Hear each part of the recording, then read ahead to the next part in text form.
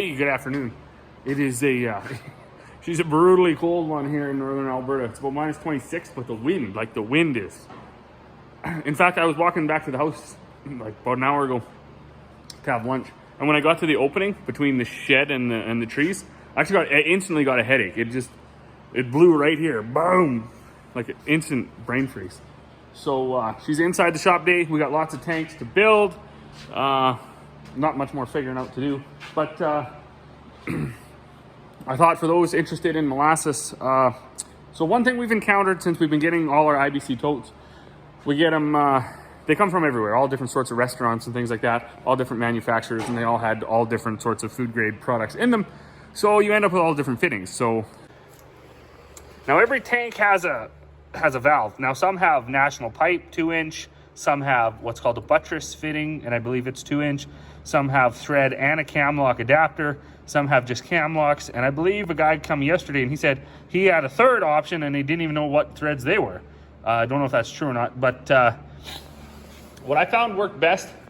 So the 2-inch cam lock ones, easy enough. You get a 2-inch hose, a 2-inch, well, I call them female end, but I don't know the scientific name or the actual name. And you stick it right on your tank, good to go.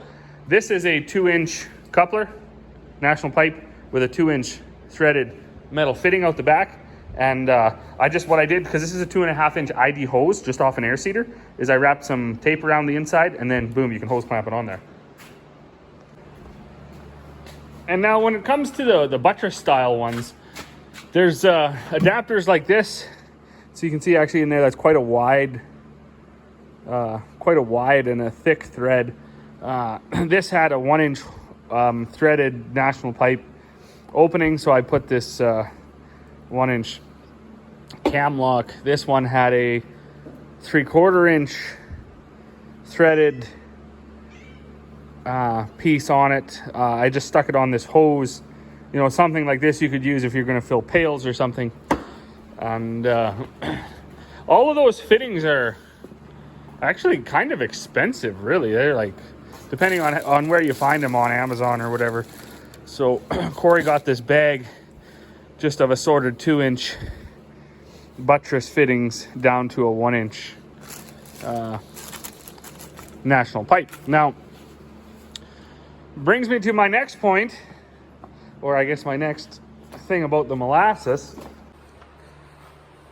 So it doesn't freeze, or it's not supposed to. However, just I guess the simple laws or whatever you want to call it of fluid dynamics, if it's not something like an alcohol or an antifreeze or something, it can only take so much. So down to this minus 30, minus 35, and then when it's sustained over 20, 30, 40 hours, you're asking basically a lot out of any fluid to be able to perform, right, to flow or do or lubricate or do whatever it's supposed to do. That's not molasses related, but another reason why, operating machinery in the cold when it's been sitting out in the cold, I mean, even if you can get it running, that's not the best for it either, because the hydraulics and everything like that, all that oil is not responding properly in those brutal temperatures. So you can switch to something like a synthetic oil or a winter grade or something like that, but that's not quite relevant to the molasses. My point to that is if you're going to have the buttress fitting or something, ideally you're not going to want to reduce it down to 1 inch, because as the molasses gets thicker and thicker as the temperature drops, it's going to be slower and slower and slower. So neighbors of mine, they actually just picked up that hose I just made. So they picked up one of my tanks of molasses. They have their own tanks. However, we haven't got our shipment in quick enough to fill his tank. So he just took one of mine, and his have the cam lock adapter on it. Mine only had national pipe 2-inch. So I quickly made him that hose so he can still fill his lick tanks from his truck.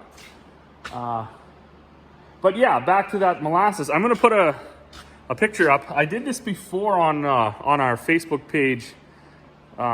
So is like anything, there's sometimes there's more than one option. Sometimes there's 2 or 3 or 4 or 5 or a million. But are all the options equal? Like, is all the molasses options equal? So I just had a couple show up this morning.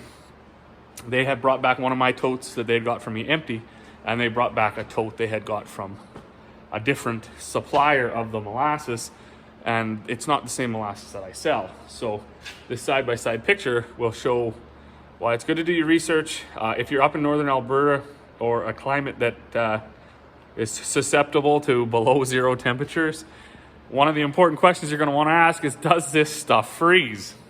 So take a look.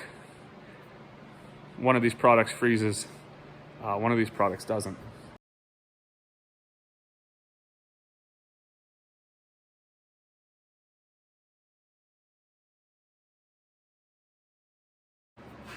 So not to say that the molasses that we have here doesn't get thick, but within reason. I mean, past minus 40, it'll probably be so thick it won't flow either, but it will still be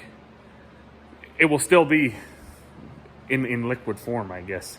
You know, it would still pour if you were patient enough. Another thing too, obviously when the tank's fuller, the hydrostatic head helps it flow out of the tank faster, and so on and so forth. I am filling a tote right now, so yeah, it's minus 27.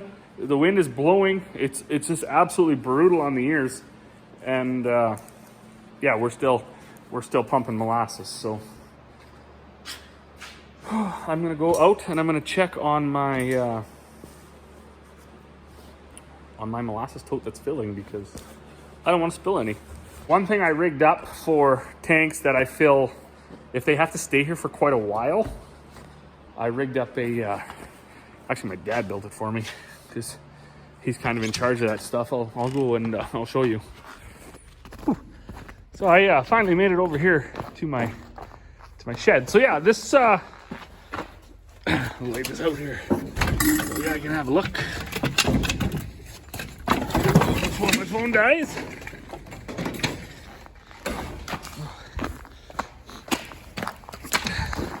So that is our massive molasses mixture, I guess, if you want to call it. So some of the molasses, when I sell it by the pail, it sits up on the stand for a little while.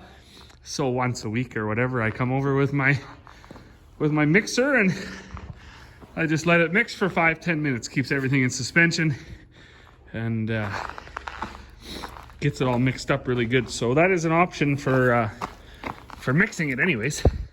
I'm sure any 2-foot mud mixer would work as well.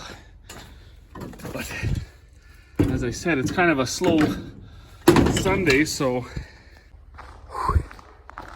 why not show some of the molasses things. Boy, it's cold. Holy man, is it cold. Just crazy. Guys just pulling in to get some bags, so I'll get them loaded up. All right, well, that's it. The molasses tank is low enough that it's stopped pumping. So that's gonna be it for me for the night. Minus 26.5 and a pretty nice breeze. So although I did the last actual bag of grain I loaded tonight, that was for Bruce and Stephanie, a girl and her cows. They came down for some grain. So if you haven't checked out their channel, you should definitely do that. I don't know how to link stuff. Who am I kidding? I'll try though. So anyways, it's super duper duper cold, and I'm gonna go double check my molasses valves. It's getting dark. Still got the sunglasses on, Barry. Why? I actually just put them on when I left the shop, just for you. So as always though, to those who watch, thank you very much. It's gonna be super cold this coming up week. I don't know what we're gonna do. Be in the shop all day tomorrow building tanks, lick tanks. Hopefully we get a load of molasses coming, and then other than that, it's just too cold. It's just too hard on stuff. So we'll see what we film. But we'll see you guys on the next one, whenever that may be.